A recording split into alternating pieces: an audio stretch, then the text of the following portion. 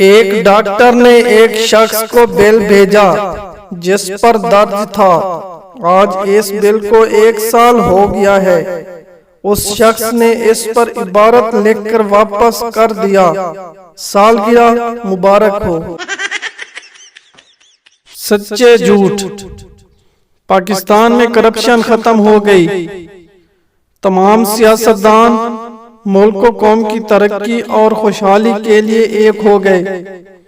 سرکاری ڈاکوں نے ڈاکوں سے توبہ کر لی۔ نوجوانوں نے والدین کی خدمت کا عہد کر لیا۔ پاکستانی ہاکی ٹیم دنیا کی دوبارہ نمبر 1 ٹیم بن گئی۔